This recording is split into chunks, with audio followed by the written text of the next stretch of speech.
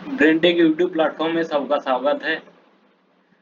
LP CBT 2 part B electrician का जो series चला रहा हो, जो सेकंड में 2025 का जो सेकंड शिफ्ट में एग्जाम हुआ था, उसी का 40 क्वेश्चन हम पिछला दिन डिस्कस किया था। आज हम डिस्कस करेंगे वो जो 35 क्वेश्चन बच गया था सेकंड शिफ्ट का, उसी का। ठीक है, तो चलिए शुरू करते हैं 41 से। ठीक है, चलो 41 क्या बोला? What should be the minimum thickness of the MS clip used the fixing of the PVC channel under steel joint? देखिएगा इसका आंसर क्या होगा, 1.2 मिलीमीटर। ठीक है, देखिएगा ये डाटाबेस क्वेश्चन है। ठीक है, इसी को याद रखना ही पड़ेगा। ठीक है, इसी को समझाने का कोई मतलब समझाने का कोई चीज है ही नहीं इसमें। ठीक है, तो इसी को याद रखना पड़ेगा। ठीक है, minimum thickness of the MS clip using the fixing of the PVC channel under steel joint 1.2 millimetre. ठीक है, नेक्स्ट देखिएगा 42 में क्या बोला? What is the following method is used to reduce earth resistance in earthing system?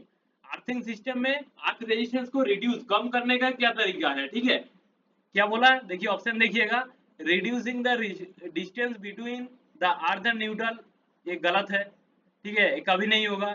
Using insulated grounding cable, ये भी नहीं है।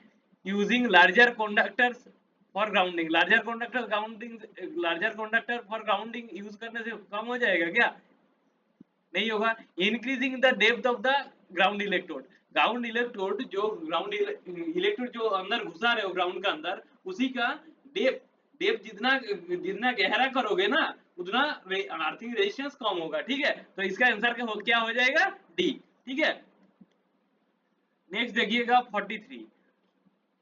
Which of the following is the key advantage using thyristor in power control application? thyristor का क्या ये है? thyristor का क्या एडवांटेज है? ठीक है, इन पावर कंट्रोल एप्लीकेशन में thyristor का क्या एडवांटेज है? High efficiency and low power loss, गलत है। Small size and low cost, नहीं है। देखिएगा thyristor हम जब एसीआर का डिस्कस किया था तभी बोला था। ठीक है, एसीआर हाई फ्रीक्वेंसी स्विचिंग में यूज होता है। ठीक है, ये हाई फ्रीक्वेंसी स्विचिंग में ये इसका एडवांटेज है। ठीक है, इसका एप्लीकेशन पावर कंट्रोल एप्लीकेशन में हाई फ्रीक्वेंसी स्विचिंग में यूज होता है। ठीक है, हाई फ्रीक्वेंसी स्विचिंग का कुछ एप्लीकेशन ध्यान रखिएगा, याद रखिएगा। इसका एप्लीकेशन क्या होगा? कुछ एप्लीकेशन याद रखिएगा। एप्लीकेशन हाई फ्रीक्वेंसी स्विचिंग का एप्लीकेशन क्या होगा? देखिएगा, एक मोटर कंट्रोल होगा। मोटर कंट्रोल के लिए हाई फ्रीक्वेंसी स्विचिंग यूज होता है, क्योंकि जब वीएफडी का नाम सुना है क्या? Variable frequency type. ठीक है, उसी के अंदर यूज होता है थायरिस्टर। 2 नंबर और एक एप्लीकेशन इंडक्शन हीटिंग में, high frequency heating, induction heating heating में हाई फ्रीक्वेंसी स्विचिंग यूज होता है। ठीक है, तो ये एप्लीकेशन ध्यान रखिएगा। और ये याद रखिएगा, जो थायरिस्टर होता है, वो थायरिस्टर का पावर कंट्रोल में एप्लीकेशन क्या होता है? हाई फ्रीक्वेंसी स्विचिंग, ये होगा एप्लीकेशन। देखिएगा, मोटर कंट्रोल में यूज होता है, इंडक्शन हीटिंग में भी यूज होता है। ठीक है, नेक्स्ट देखिएगा 44 में क्या बोला? Which is the following punch which is the following punch is used to make deeper witness? Marks on scribe lines makes the easier for the drill to start correctly. देखिएगा, drill के लिए क्या होता है? हर टाइम ड्रिल के लिए centre पंच use होता है। ठीक है, देखिएगा सेंटर पंच में क्या होता है? Centre punch 90 degree.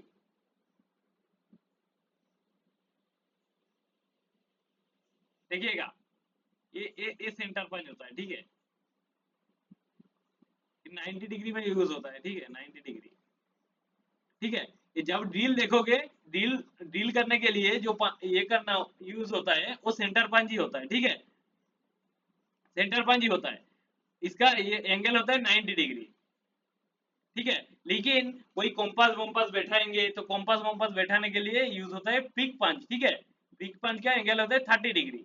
ये हम ये देखिएगा, अगर 30 डिग्री एंगल ड्रॉ करेंगे हम 30 डिग्री, देखिएगा इसमें यूज होता है पिक पंच। ठीक है, पिक पंच 30 डिग्री। 30 डिग्री, ठीक है। ये इसका एप्लीकेशन कहाँ होता है, कोई जगह पे देखिएगा कॉम्पास वोम्पास बैठाने के लिए, ठीक है, कॉम्पास वोम्पास बैठाने के लिए पिक पंच यूज होता है, 30 डिग्री यूज होता है, ठीक है। इस टाइम पिक पंच को होता है, यूज करना पड़ता है। और जब ड्रिल का बात होगा तब होगा सेंटर पंच, ठीक है। एंगल याद रखिएगा, सेंटर पंच के लिए 90 डिग्री, पिक पंच के लिए 30 डिग्री। उसके बाद देखिएगा 45, in the balance three phase system the phase angle between line to line voltage, बोल रहा है लाइन टू लाइन वोल्टेज के अंदर एक थ्री फेज सिस्टम है, बैलेंस है, बैलेंस थ्री फेज सिस्टम में फेज एंगल और phase angle between line to line voltage के अंदर फेज एंगल कितना होता है, देखिएगा हम ड्रॉ कर रहा हूं। देखिएगा ये एक स्टार कनेक्टेड है, स्टार कनेक्टेड सिस्टम है, ठीक है, स्टार है। इसका वोल्टेज पकड़ रहा हूँ, वी आर, आर फेज का वोल्टेज वी आर है, वाई फेज का वी वाई है, बी फेज का वी बी है, देखिएगा, ठीक है। देखिएगा इसका जो फेज सीक्वेंस लिया है राइट साइड से आर वाई बी, ठीक है, तो इसीलिए इसका वोल्टेज वी आर है, इसीलिए वी वाई वी बी, ठीक है। हम ये फेज वोल्टेज है, एक एक फेज है, इसका फेज, इसको फेज वोल्टेज बोलता है, ठीक है। हम लाइन वोल्टेज ड्रॉ करेंगे, बी और वाई के अंदर लाइन वोल्टेज ड्रॉ करेंगे, और वाई और बी के अंदर लाइन वोल्टेज ड्रॉ करेंगे, तो तब पता चल जाएगा दो लाइन वोल्टेज का, दो लाइन वोल्टेज मिल जाएगा, तो हमको पता चल जाएगा तो दो लाइन वोल्टेज के अंदर फेज डिफरेंस कितना होता है, ठीक है। हम लाइन वोल्टेज ड्रा कर रहे हो, देखिएगा वी वाई का इधर से नेगेटिव से ले लिया, ड्रॉ कर लिया, तो इसका ये हो जाएगा माइनस वी वाई, ठीक है। इधर से ड्रॉ करेंगे तो हमारा मेरा एक कितना एंगल है, पूरा होता है कितना 360 डिग्री एंगल होता है, तो ये मेरा कितना एंगल होता है, ये मेरा होता है कितना, ये 120, क्योंकि तीनों पार्ट है, 1 2 3, हम पूरा एंगल, पूरा सर्कल का पूरा एंगल कितना होता है 360 डिग्री, बाय हम 3 करेंगे तो कितना बच रहा है 120 डिग्री, तो एक ये 120 डिग्री करके होगा, ये 120 है, ये 120 है, ये 120 है कि नहीं, ठीक है। उसके बाद 120 का बीच में कट गया, देखिएगा बीच में, तो ये कितना होगा, ये कितना होगा, ये एंगल कितना होगा, ये पूरा 120 है, ये पूरा 120 है, तो ये कितना होगा, ये 60 हो जाएगा, है कि नहीं, ये पूरा 60 हो गया, ठीक है, ये पूरा 60 हो गया, ये भी 60 हो गया, ये भी 60 हो गया, ठीक है। तो इसके बाद ये हम देखिएगा ये 60 हो गया, तो मतलब ये लाइन वोल्टेज मिल गया हमको, एक लाइन वोल्टेज मिल गया, नहीं ये लाइन वोल्टेज नहीं, ये वी वाई है, ठीक है, सॉरी ये वी वाई है, मतलब ये फेज का नेगेटिव में लिया, ये वी वाई है। ये इसके बाद दोनों फेज का अंदर का, दोनों फेज का बीच में जो आएगा, इसको हम वेक्टर सम करेंगे, वेक्टर सम करेंगे तो क्या होगा, देखिएगा इसका ये फेज का,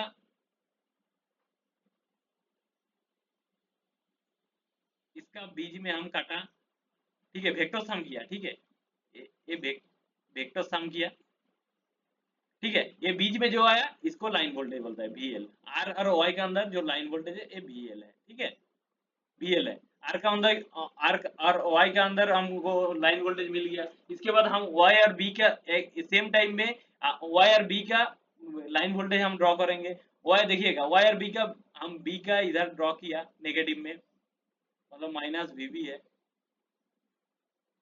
माइनस VB हो गया। अब y और b का बीच में हम ड्रॉ करेंगे, तो ये कितना डिग्री एंगल हो गया, ये कितना डिग्री हो गया, मेरा ये पूरा 120 था, ये कितना हो गया, ये 60 हो गया, ये कितना हो गया, ये भी 60 हो गया, ठीक है। अभी हम ड्रॉ करेंगे y और b का बीच का वोल्टेज, ठीक है, मतलब दोनों फेज का बीच का लाइन वोल्टेज हम ड्रॉ करेंगे, तो हम सेम वेक्टर सम करेंगे,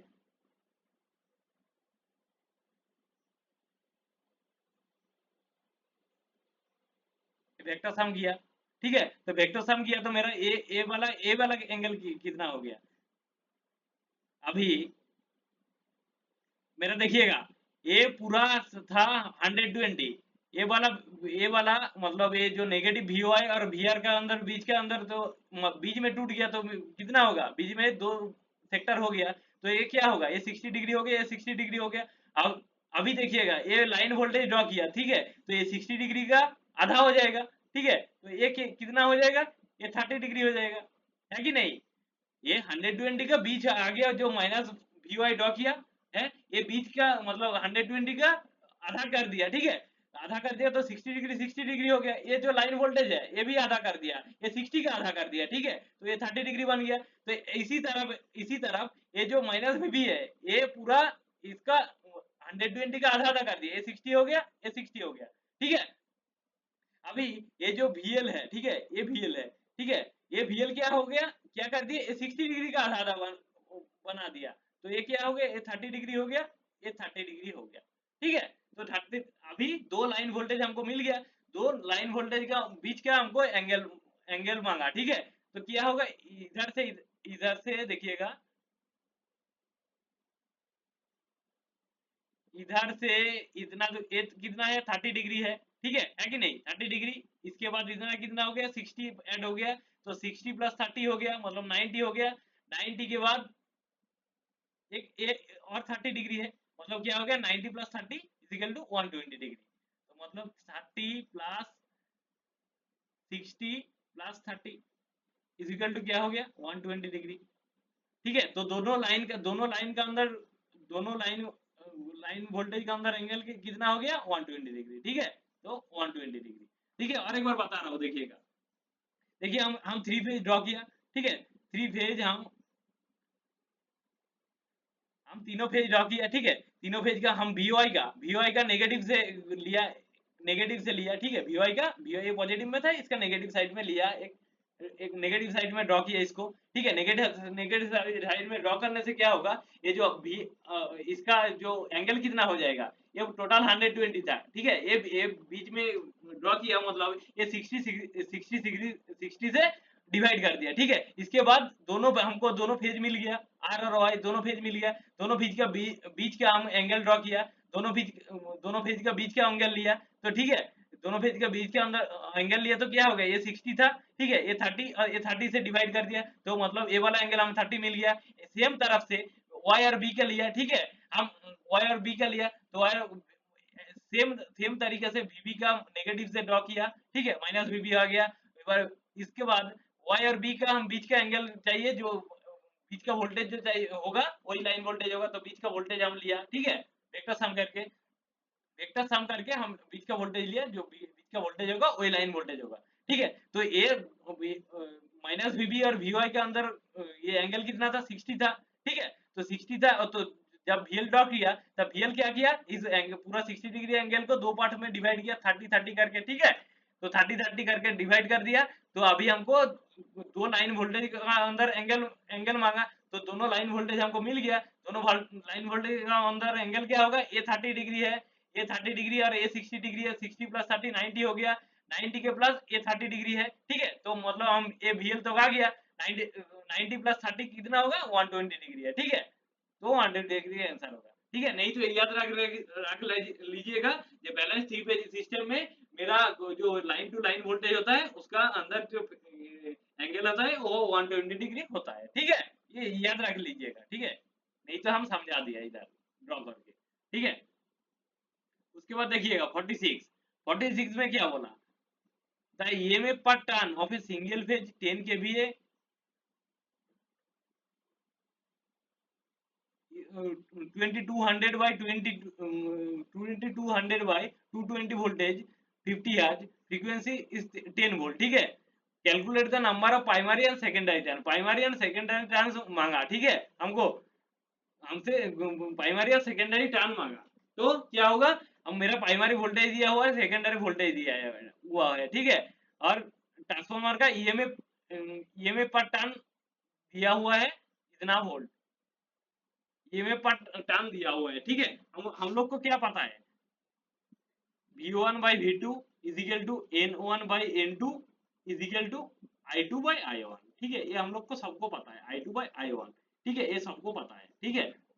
देखिएगा, हम जब प्राइमरी टर्म्स को ये करेंगे, देखिएगा, हम लिख सकते हैं ना, यही से V1 by V2 is equal to N1 by N2, ठीक है, यही से हम लिख सकते हैं प्राइमरी का calculate the number of primary turns. जब हम प्राइमरी टर्न्स मतलब N1 है, सेकेंडरी टर्न्स मतलब N2 है, तो हम लिख सकते हैं क्या V2 into N1 equals to V1 into N2, ये तो हम लिख सकता है कि नहीं।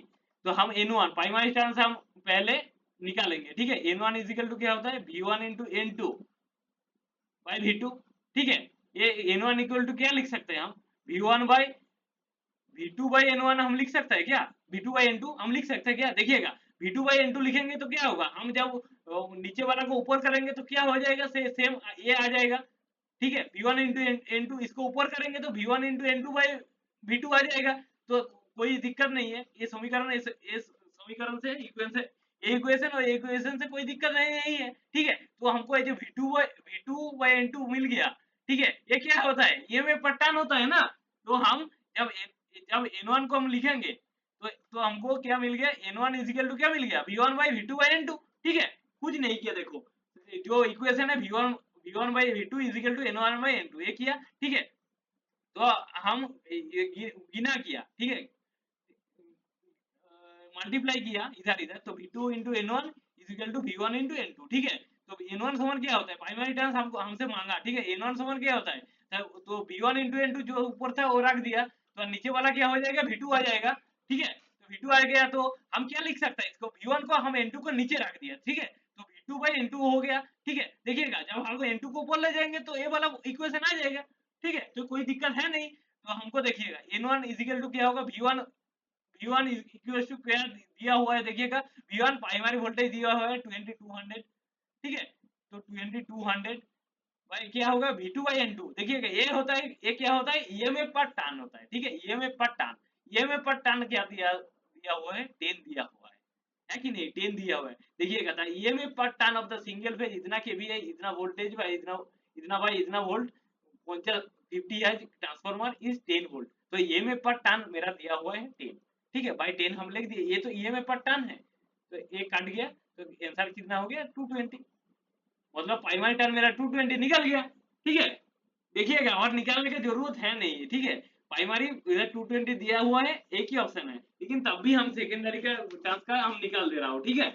देखिएगा ये प्राइमरी टर्न्स निकल गया, सेकेंडरी टर्न्स हम निकालेंगे, ठीक है। देखिएगा सेकेंडरी टर्न्स निकालेंगे तो क्या होगा, सेकेंडरी टर्न्स देखिएगा, सेकेंडरी टर्न्स निकालेंगे तो हम कोई इक्वेशन लिख रहा हूँ V1 by V2 equal to N1 by N2।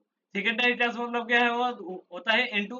तो V1 N2 इक्वल्स टू हम V2 N1 ये तो हम लिख सकता है, ठीक है। तो N2 इक्वल्स टू क्या होगा V2 into N1 by V1, है कि नहीं। तो हम इसी सेम तरीके से हम N1 का नीचे नीचे लिखेंगे, ठीक है। तो N2 इजिकल टू क्या लिख सकते हो V2 by V1 by N1 ये लिख सकता है। देखिएगा N1 ऊपर आ जाएगा तो V2 इंटू N1 पिछले वाला इक्वेशन आ जाएगा। तो V1 into V1 N1 equals to क्या है ईएमएफ पर टर्न, ठीक है। तो N2 इक्वल्स टू क्या होगा, V2 इक्वल टू क्या है 220 है दिया हुआ है इधर, V2 इक्वल टू 220, ठीक है। तो 220 बाई V1 इंटू ईएमएफ पर टर्न क्या दिया हुआ है 10 वोल्ट बाई 10, ठीक है। फिर काट दिया तो कितना निकल गया मेरा 22 निकल गया, ठीक है। यार है निकल गया ना, बस। तो प्राइमरी में क्या होगा, प्राइमरी टर्न्स 220, सेकेंडरी टर्न्स क्या होगा 22, ठीक है। नेक्स्ट देखिएगा 47, 47 में क्या बोला, 47 में क्या बोला देखिए, which type of material is used to protect the transformer winding from core, ठीक है। ट्रांसफार्मर वाइंडिंग और कोर का बीच में कौन सा इंसुलेशन रहता है, वो इंसुलेशन रहता है ना कोर, और इसका अंदर जो core transformer winding from core insulation कौन सा इंसुलेशन रहता है, वाटर स्टील होगा नहीं, स्टील तो इंसुलेशन होता नहीं है, आयरन भी नहीं होता, वाटर भी नहीं रहता, माइका रहता है, ठीक है। ये सबको याद होगा। नेक्स्ट देखिएगा 48, a 6 pole alternator is running at the producing frequency 50 Hz, ठीक है। ऑल्टरनेटर बोला पोल इजिकल टू दिया हुआ है 6, फ्रीक्वेंसी दिया हुआ है ए फिजिकल टू 50 हर्ट्ज। तो हम यही से इन्हें सिंक्रोनस स्पीड निकाल सकता है ना 120 एफ बाई पी, ठीक है। 120 इंटू 50 हर्ट्ज बाई पी मतलब 6, तो कितना होगा 20, मतलब कितना होगा 5 10 1000 आरपीएम, 1000 आरपीएम मेरा एनएस निकल गया, 1000 आरपीएम, उसके बाद क्या बोला, if the frequency is decrease to 20 hertz, ये बात ध्यान रखिएगा, ठीक है, डिक्रीज टू बोला, ठीक है, डिक्रीज टू मतलब क्या है, डिक्रीज टू मतलब डिक्रीज करके 20 हर्ट्ज में लेके आया, ठीक है, 20 हर्ट्ज डिक्रीज नहीं किया, डिक्रीज करके 20 हर्ट्ज तक लेके आया, ठीक है, 20 हर्ट्ज तक, ये टू दिया हुआ है, ठीक है, ये ध्यान रखिएगा, टू दिया है, टू मतलब ये 50 हर्ट्ज को डिक्रीज करके 20 हर्ट्ज में लेके आया, ठीक है, 20 हर्ट्ज डिक्रीज नहीं किया, डिक्रीज करके 20 हर्ट्ज में लेके आया, ठीक है, तो मतलब फ्रीक्वेंसी अभी अभी फ्रीक्वेंसी क्या है, अभी फ्रीक्वेंसी क्या है, अभी फ्रीक्वेंसी है 20 हर्ट्ज, ठीक है, देखिएगा उसके बाद क्या बोला, how many poles will be required if the alternator run at the same speed, मतलब ऑल्टरनेटर को सेम स्पीड में रन करने के लिए उसको कितना पोल रिक्वायर्ड है, ठीक है, तो सेम स्पीड ऑल्टरनेटर का स्पीड कितना निकल गया, स्पीड कितना है 1000 आरपीएम है, आरपीएम है, तो हमको पोल मांगा, p इजिकल टू कितना है, तो हमको क्या पता है ns equal to 120 f by p, ठीक है, तो p इजिकल टू क्या आ जाएगा 120 f बाई ns, है कि नहीं, देखिएगा, तो 120 इंटू f का मान कितना है, अभी 20 हर्ज है, 20 हर्ज में लेके आया 20, ns कितना है 1000 आरपीएम है, लिख दिया, एक काट गया, 2 5 10, ठीक है, तो कितना निकल गया 20/5 इजिकल टू क्या होता है 2.4 आ रहा है, ठीक है, लेकिन देखिएगा वो पॉइंट में मतलब फ्रैक्शन में तो पोल नहीं आ सकता, ठीक है, तो इसका नियरली कितना है, नियरली 2 है, तो इसका आंसर 2 हो जाएगा, ठीक है, फ्रैक्शन में, क्योंकि पोल फ्रैक्शन में नहीं आ सकता, ठीक है,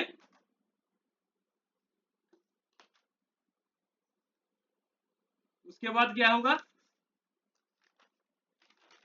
कौन सा है 49, 49 में क्या बोला देखिएगा, which power loss is associated with the open circuit test of the transformer, ठीक है, ओपन सर्किट टेस्ट में कौन सा पावर लॉस मिलता है, वो देखिएगा, हम क्या बोला, देखिएगा open circuit test, open circuit test, open circuit test हमको मिलता है कोर लॉस, ठीक है, कोर लॉस, ठीक है, देखिएगा इधर कैसे याद रखिएगा, देखो ओपन ओ से स्टार्ट हो रहा है, कोर, ठीक है, कोर ओ है, ठीक है, इसी तरीके से याद रख सकते हो, ओपन सर्किट टेस्ट में हमको कोर लॉस और आयरन लॉस मिलता है, जो ही कोर लॉस होता है उसको ही आयरन लॉस बोलता है, ठीक है, तो कोर लॉस और आयरन लॉस हमको ओपन सर्किट टेस्ट में मिलता है, ठीक है, और शॉर्ट सर्किट टेस्ट हमको क्या मिलता है, शॉर्ट सर्किट टेस्ट से हमको मिलता है वो copper loss, copper loss, short circuit test हमको कॉपर लॉस मिलता है, ओपन सर्किट टेस्ट से हमको कोर लॉस मिलता है, कोर लॉस और आयरन लॉस, तो क्या बोला, the which power loss is associated by the open circuit test, ठीक है, ओपन सर्किट टेस्ट से हमको क्या मिलता है, कोर लॉस, ठीक है, देखिएगा ये याद रखिएगा, ओपन ओ है, इधर कोर लॉस का ओ है बीच में, ठीक है, इसीलिए कोर लॉस मिलता है, ऐसे याद रख सकते हो, ठीक है, याद रखने का हम तरीका बता रहा हूँ, ठीक है, नेक्स्ट देखिएगा 50 में क्या बोला, when did India implement the hazardous waste management handling rules to regulate the disposal and handling the hazardous waste, ठीक है, कितना है ये 1989 होगा, देखिएगा ये डेटाबेस क्वेश्चन है, ये इसको याद रखना ही पड़ेगा, ठीक है, ये इसको याद रखना ही पड़ेगा, ये सॉरी, हाँ 1989 है, ठीक है, इसको याद रखना ही पड़ेगा, ठीक है, ये कोई मतलब इसको याद रखने का डेटाबेस क्वेश्चन है, तो मतलब समझाने का कोई चीज है नहीं, इसको याद रखना ही पड़ेगा, हिस्ट्री जियोग्राफी जैसा, ठीक है, नेक्स्ट 51 देखिएगा, 51 में क्या बोला, if the coefficient of linear expression of material 2 into 10 to the power -5 degree पर पर सेल्सियस, ठीक है, पर Celsius, what does it mean, मतलब क्या बोला, if the coefficient of linear expression को बोला, कोई एक मटेरियल है उसका coefficient of linear expression दिया हुआ है 2 into 10 to the power -5 degree पर सेल्सियस, ठीक है, व्हाट इज द मीन, इसका मीन मतलब है the material expand 2 into 10 to the power -5 times of its originalness per degree celsius, मतलब क्या होता है देखिएगा, मतलब 1 डिग्री सेल्सियस को टेम्परेचर को हम इंक्रीज करेंगे तो मटेरियल का लीनियर एक्सप्रेशन, मटेरियल मतलब बढ़ेगा, एक्सप्रेशन मतलब बढ़ेगा, लीनियर एक्सप्रेशन मतलब एक्सप्रेशन होगा कितना 2 into 10 to the power minus minus 5 minus मतलब माइनस 5 टाइम्स इंक्रीज होगा, ठीक है। मटेरियल इतना बढ़ेगा, ठीक है, मतलब 1 डिग्री सेल्सियस हम टेम्परेचर इंक्रीज करेंगे तो जो मटेरियल है वो एक्सप्रेशन होगा, मतलब बढ़ेगा कितना, 2 into 10 to the power minus 5 times, ठीक है। तो एक ये आंसर मिल गया, ठीक है। उसके बाद देखिएगा 52 में क्या बोला, select the correct statement regarding the grounding and earthing of the electrical system, ठीक है। ग्राउंडिंग और अर्थिंग सिस्टम के बारे में कौन सा कथन सही है, कौन सा कथन सही है, देखिएगा। Grounding involves the connecting to the earth systems neutral or other conductors, while earthing system earthing connects the systems frame to body to earth. ये तो बात एकदम बिल्कुल सही है, ठीक है। ग्राउंडिंग क्या होता है, ग्राउंडिंग क्या होता है, देखिएगा ट्रांसफार्मर में कभी कभी कभी देखिएगा जो न्यूट्रल को ग्राउंडिंग करता है, ठीक है। जो मतलब बीच का पॉइंट होता है तीनों फेज और न्यूट्रल, बीच में स्टार कनेक्टेड में मेरा न्यूट्रल निकलता है, ठीक है। तो स्टार कनेक्शन में जो बीच का जो न्यूट्रल निकलता है उसको हम ग्राउंडिंग कर देते हैं, ठीक है। तो इसका उसको ग्राउंडिंग बोलता है, ठीक है। ग्राउंडिंग तो मतलब ये बात सही बोला, grounding involves connecting to the earth system neutral और द अदर कंडक्टर, मतलब न्यूट्रल छोड़ के अदर कंडक्टर को, व्हाइल द अदर कंडक्टर को इन्वॉल्व द अर्थ करना है। और अर्थिंग मतलब क्या है, प्रोटेक्ट, अर्थिंग का क्या काम है, प्रोटेक्ट द इक्विपमेंट, ठीक है। इक्विपमेंट को प्रोटेक्ट करता है, ठीक है। अर्थिंग कहाँ लगा रहता है, बॉडी बॉडी में लगा रहता है, बॉडी टू अर्थ, ठीक है। मतलब क्या हो जाएगा, कोई पकड़िएगा, कोई एक मोटर चल रहा है उसका बॉडी में अर्थिंग लगा है, मतलब क्या है, अगर मतलब मोटर का कोई वाइंडिंग जल गया, ठीक है, मतलब शॉर्ट हो गया तो वो बॉडी में आ जाएगा, मतलब उसका करंट बॉडी में आ जाएगा, तो बॉडी क्या करेगा, वो बॉडी का करंट बॉडी में लगा रहेगा, अर्थिंग तो क्या होगा, बॉडी बॉडी का जो करंट आएगा, मतलब जो जिसको शॉर्ट सर्किट करंट बोलता है वो अंदर घुस जाएगा, ठीक, मतलब ग्राउंड उसको अर्थ कर देगा, ठीक है। मतलब तो उसमें फायदा क्या है, इक्विपमेंट सेफ रहेगा, ठीक है। तो इसका यही ग्राउंड और अर्थ का फर्क होता है, ठीक है। ग्राउंडिंग क्या होता है, कोई एक मतलब न्यूट्रल पॉइंट को और कोई अदर कंडक्टर को हम ग्राउंड करते हैं, और जो बॉडी लगा रहता है वो बॉडी रहता है मेरा अर्थ से, ठीक है। बॉडी टू अर्थ मतलब अर्थ से बॉडी कनेक्ट रहता है, बॉडी से अर्थ कनेक्ट रहता है, ठीक है। उसके बाद देखिएगा क्या बोला 53, what does inductance oppose the circuit, oppose in a circuit, ठीक है। वो इंडक्टेंस क्या होता है, इंडक्टेंस किसको अपोज करता है, इंडक्टेंस अपोज करता है sudden change of current magnitude, ठीक है। तो इसकी चेंज इन करंट मैग्नीट्यूड देखिएगा, चेंज इन करंट मैग्नीट्यूड, ठीक है। वह सडन चेंज देखिएगा, इसका और डीपली देखेंगे, इंडक्टेंस क्या करता है, oppose the sudden change of current, ठीक है। मतलब सडन मतलब तुरंत तुरंत करंट चेंज होने का अपोज करता है इंडक्टेंस, ठीक है। और कैपेसिटर क्या करता है, सडन, देखिएगा इंडक्टर क्या करता है, inductor oppose sudden change in current,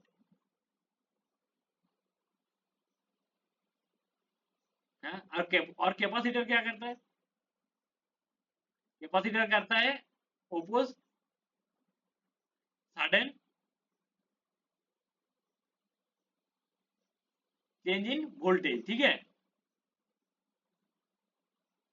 मतलब इंडक्टेंस क्या करता है, सडन चेंज इन करंट को, सडन चेंज को मतलब तुरंत बढ़ जाना को उसको अपोज करता है, ठीक है। और कैपेसिटर करता है oppose the sudden change of voltage, ठीक है। तो इसका आंसर क्या हो जाएगा, ए।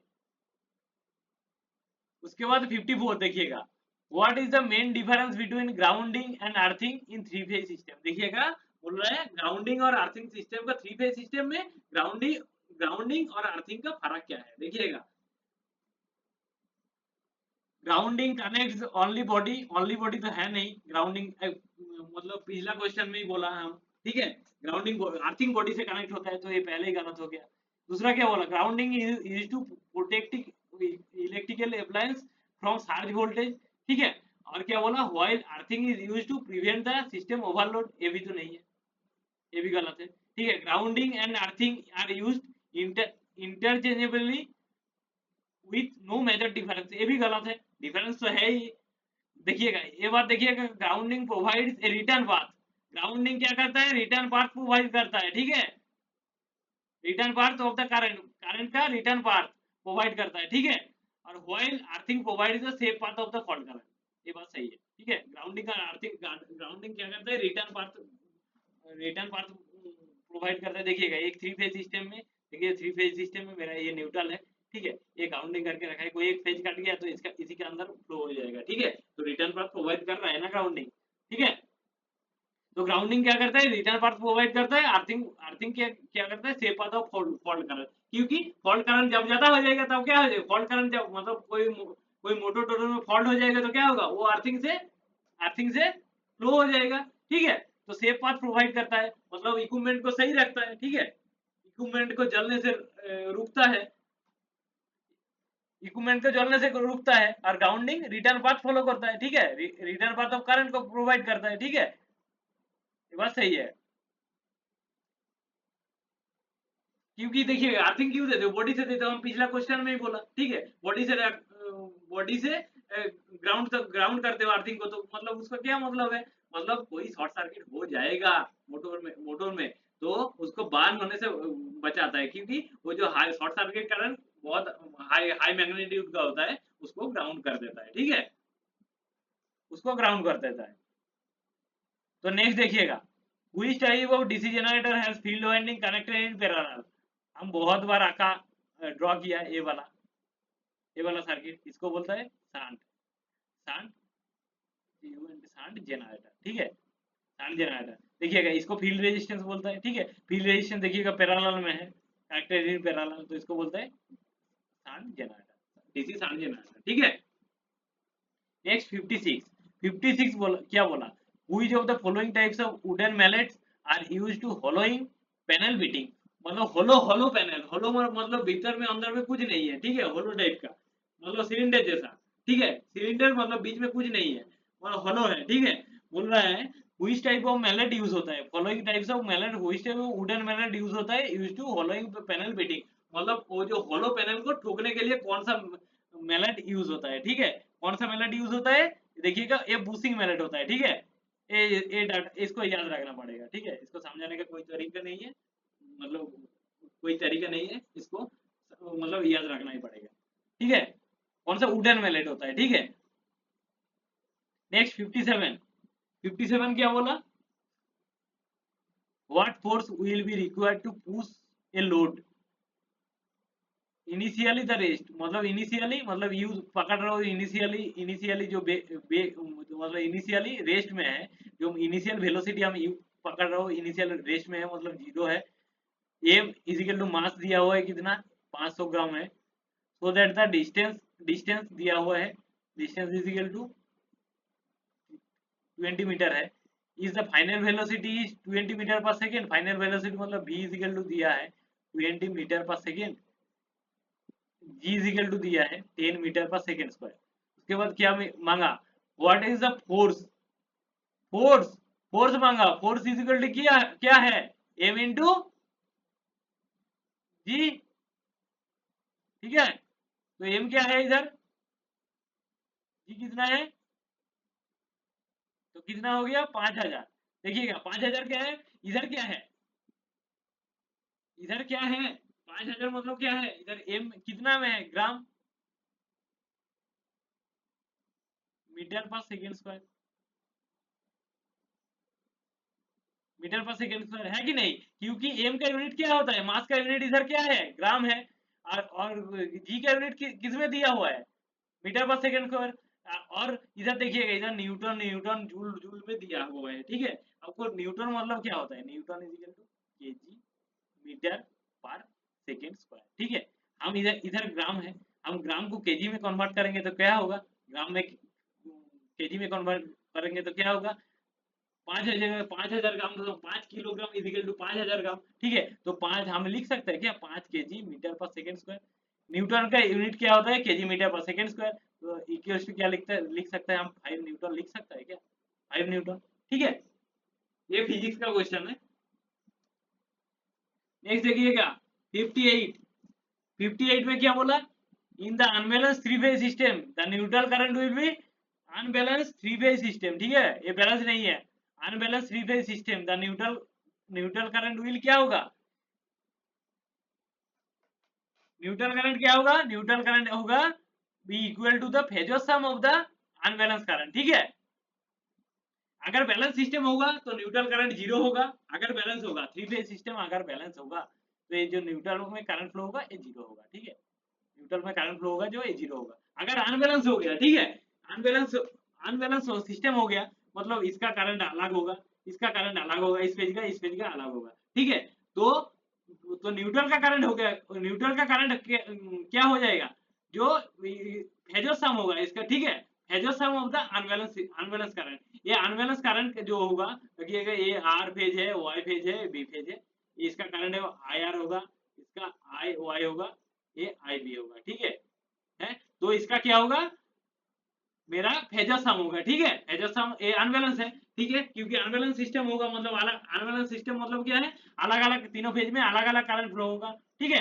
तो न्यूट्रल करंट क्या होगा, अनबैलेंस सिस्टम हो जाएगा, तो ये जो ये तीनों फेज का जो करंट है ना, इसको फेजर सम होगा, ठीक है, फेजर सम होगा।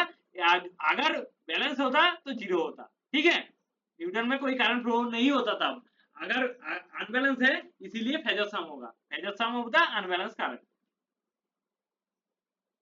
उसके बाद देखिएगा 59, the total power delivered by the balance three phase system is, the total power deliver बोला, बैलेंस थ्री फेज सिस्टम बोला, देखिएगा इधर बैलेंस बोला, ठीक है, हम पिछला दिन ही डिस्कस किया था, बैलेंस होगा तो क्या होगा, बैलेंस बैलेंस होगा तो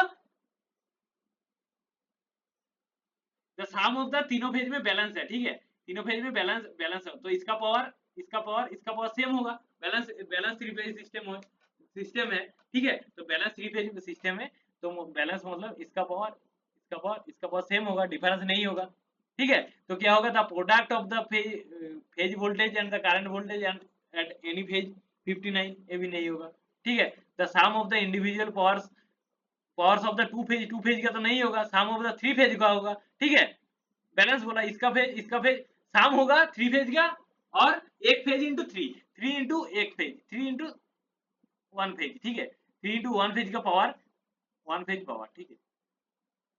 देखिएगा जेहेतु बैलेंस बोला, ठीक है, बैलेंस होगा तो क्या होगा, हम एक फेज का पावर मेजर कर सकते हो, उसके बाद तीनों फेज का सेम है, ठीक है, क्योंकि बैलेंस बोला, तो थ्री इंटू एक फेज का पावर हम कर सकते हो, सिंगल फेज का एक फेज का पावर, कोई भी एक फेज का पावर हम लिख सकता हूँ, और तीनों फेज का पावर को हम ऐड कर सकता हूँ, ठीक है, ठीक है, बार बार ऐड करने का तरीका क्या है, मल्टीप्लाई करना, ठीक है, तो मल्टीप्लाई थ्री थ्री फेज का थ्री इंटू एक कोई भी एक फेज का हम पावर गुना कर सकता हूँ, और अलग अलग से तीनों फेज का पावर हम ऐड भी कर सकता हूँ, ठीक है, जो तो बैलेंस बोला, ठीक है, तो क्या होगा इसका, द एवरेज पावर ये भी नहीं होगा, the sum of the individual power of the each phase, ठीक है, ईच फेज, ठीक है, तो क्या होगा, ईच फेज का इंडिविजुअल जो पावर है उसको हम ऐड कर देंगे, ठीक है, ये तो बैलेंस बोला, ठीक है,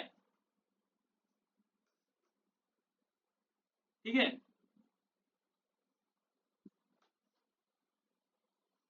देखिएगा ये वाला क्वेश्चन नहीं होगा, ठीक है, ये आंसर नहीं होगा, क्योंकि द प्रोडक्ट ऑफ द क्या बोला, product of the phase voltage and current, phase voltage and current of any one phase, कोई भी एक फेज का हम पावर बोला, क्या बोला, phase voltage and current, voltage and current मतलब पावर हम निकाल रहे हैं, लेकिन कोई भी एक फेज का हम पावर देने से पूरा सिस्टम का हमको पावर मिलेगा क्या, टोटल पावर मिलेगा क्या, एक ही फेज का पावर मिलेगा ना, एक फेज का वोल्टेज और करंट को गुना करेंगे तो हम एक ही फेज का वन फेज बोला, ठीक है, तो वन फेज का पावर मिलेगा हमको, हमको तीनों फेज का पावर नहीं मिलेगा, ठीक है, ये ध्यान में रखिएगा, ये गलत है, the product of phase voltage and current of any one phase, कोई एक फेज का हम वन करेंगे तो total power of balance three phase system को नहीं मिलेगा ना,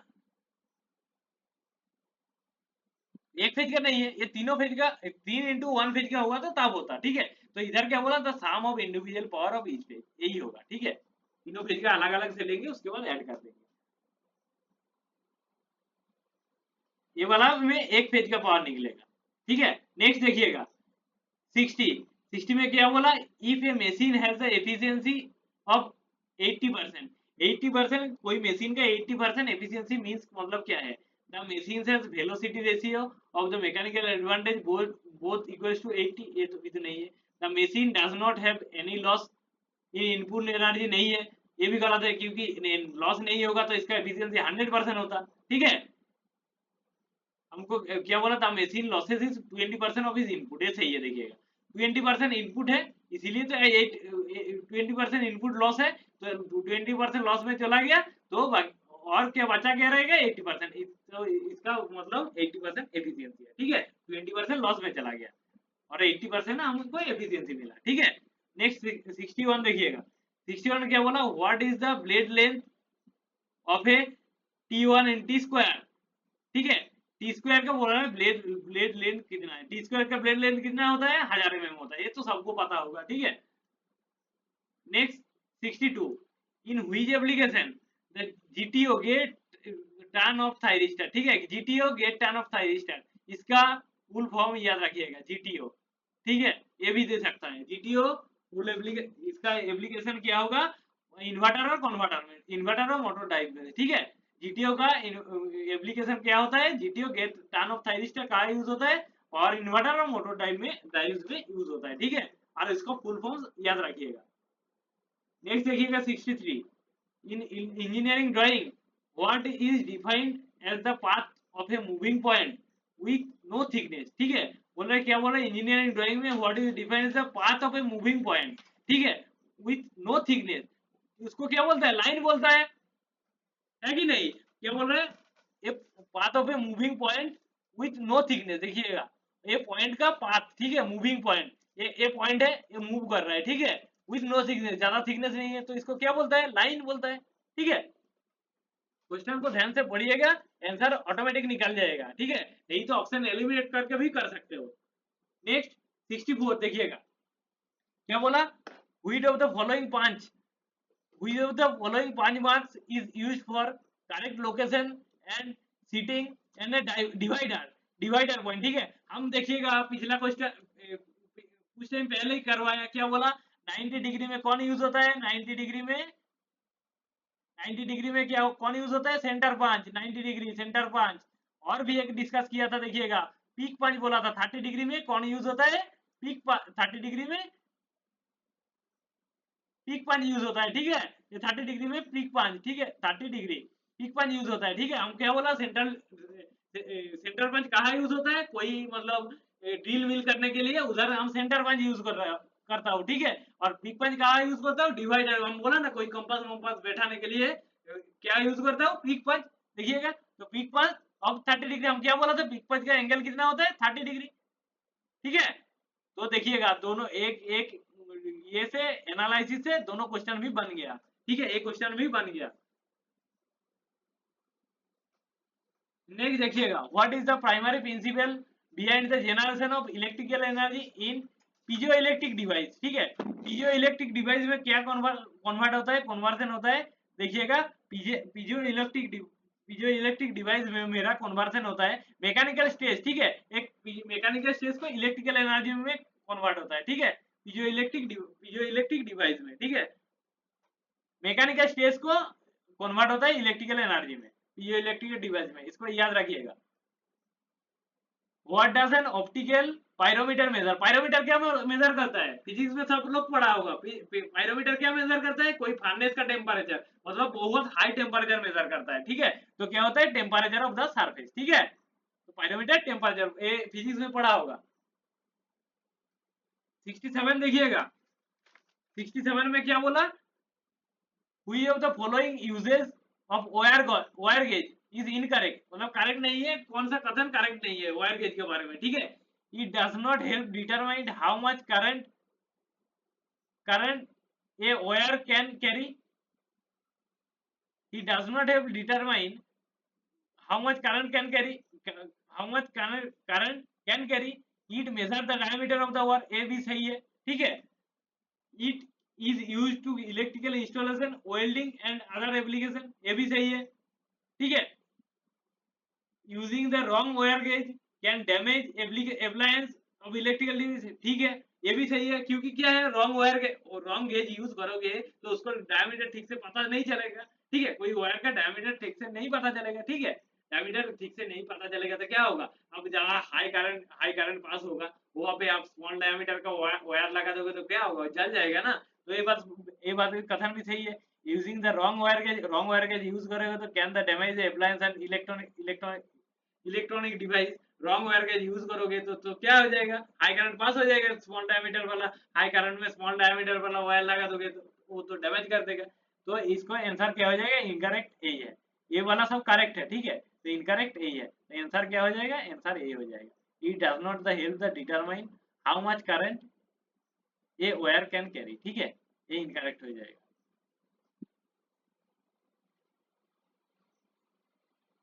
ठीक है, इसके लिए हम वायर गेज यूज नहीं करते, ठीक है, इसके लिए हम वायर गेज यूज नहीं करते। वायर गेज क्या है, उसको तो देखिएगा, वायर गेज HWG बोलता है, जिसको स्टैंडर्ड वायर गेज बोलता है, मतलब ऐसे ऐसे रहता है, ठीक है, इसके अंदर अंदर होल रहता है, उसके अंदर वायर को घुसाते हो, ठीक है, तो उसका काम होता है डायमीटर को मेजर करना।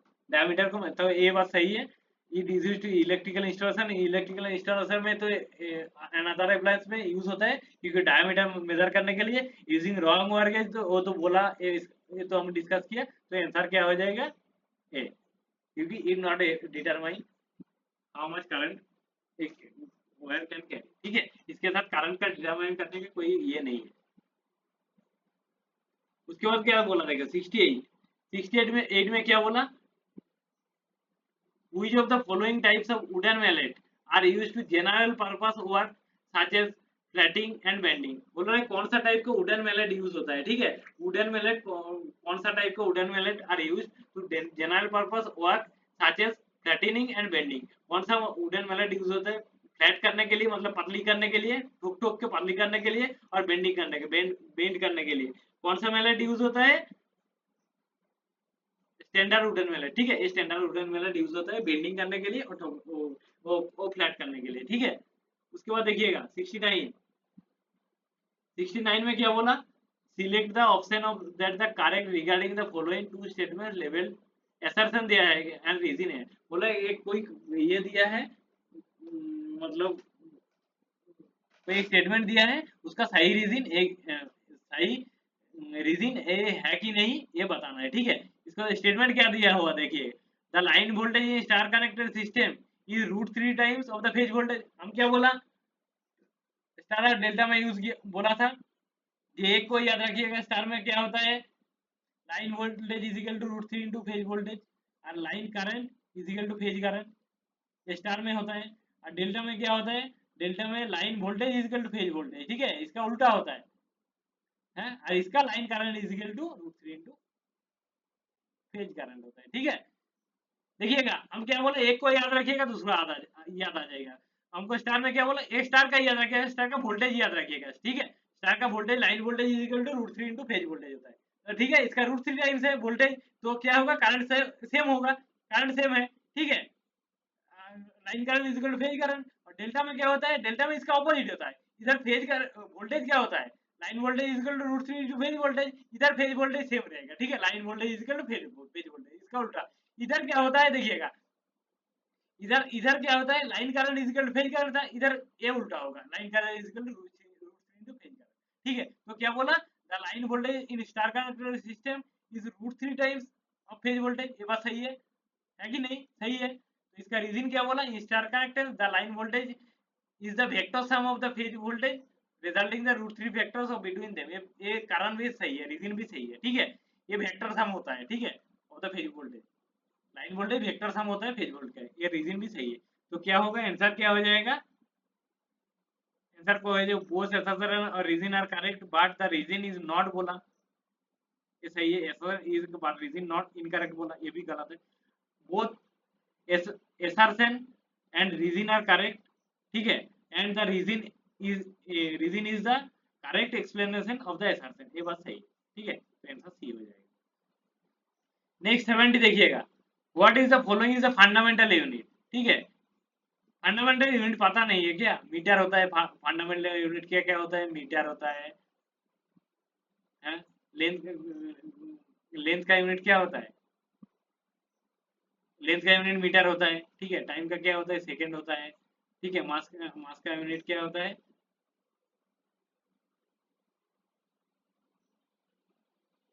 मीटर लेंथ का हो गया, मास का यूनिट होता है, मास का यूनिट केजी होता है, ठीक है। इसके बाद 7 फंडामेंटल यूनिट है हम लोग का, ठीक है। 2 मीटर फंडामेंटल यूनिट है, ठीक है, ये सबको पता होगा। उसके बाद क्या बोला, pencil are rated in engineering drawing based on क्या होता है, पेंसिल कौन सा इंजीनियरिंग ड्राइंग में बेस्ड ऑन क्या होता है, पेंसिल का टाइप बेस्ड ऑन क्या होता है, हार्डनेस होता है ना, hardness and softness of the lead, lead का हार्डनेस कितना होता है और सॉफ्टनेस कितना होता है, उसी के हिसाब से होता है ना, 4B, HB, 6B, उसी का हिसाब, हार्डनेस के हिसाब से होता है, hardness and softness of the lead. तो अंदर का जो लेड होता है उसका हार्डनेस और सॉफ्टनेस का हिसाब से पेंसिल का, इंजीनियरिंग ड्राइंग में पेंसिल का टाइप होता है, ठीक है।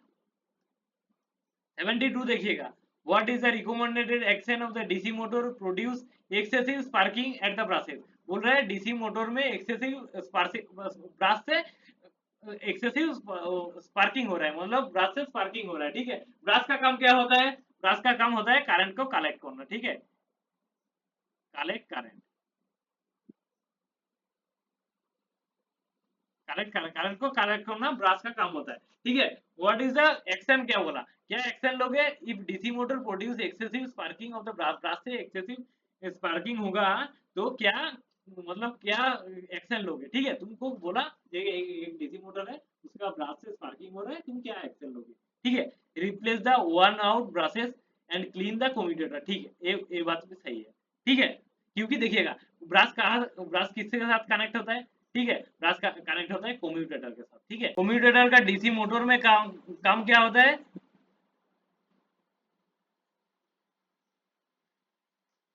डीसी को एसी करना, ठीक है, और डीसी जनरेटर में क्या काम होता है, एसी को डीसी करना, ठीक है। तो ये बात उल्टा सीधा मत कर देना, ठीक है।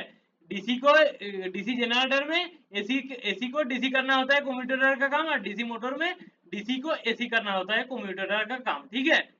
तो क्या करोगे, क्या एक्शन लोगे, replace the one out brushes, जो जो वन हो गया, वन आउट हो गया जो ब्रश को, एंड क्लीन द कम्यूटेटर को क्लीन होगा, क्लीन करना है, क्योंकि टच ठीक से नहीं हो पा रहा है, ठीक है। कम्यूटेटर से ब्रश को टच टच ठीक से नहीं हो पा रहा है, ठीक है, इसीलिए स्पार्किंग हो रहा है, ठीक है।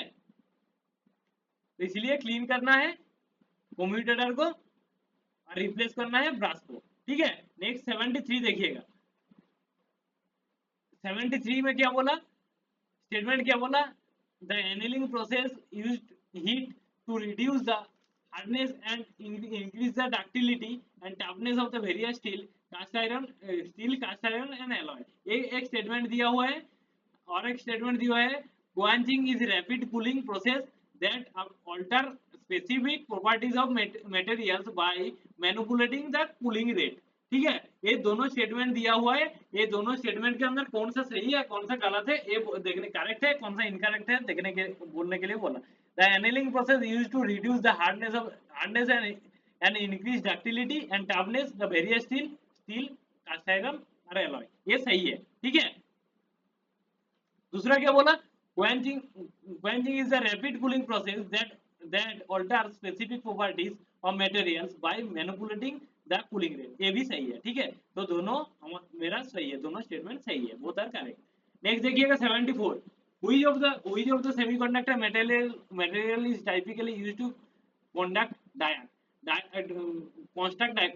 का कंस्ट्रक्शन में कौन सा सेमीकंडक्टर मटेरियल यूज होता है, देखिएगा इधर एक तो कॉपर सेमीकंडक्टर मटेरियल है नहीं, कंडक्टर है, गैलेनियम सिलिकॉन ये है, गैलेनियम आर्सेनाइड है, और एल्यूमिनियम भी कंडक्टर है, ठीक है, ये तो सेमीकंडक्टर है ही नहीं, ठीक है। तो इसका आंसर होगा डायग में यूज होता है सिलिकॉन सेमीकंडक्टर, ठीक है।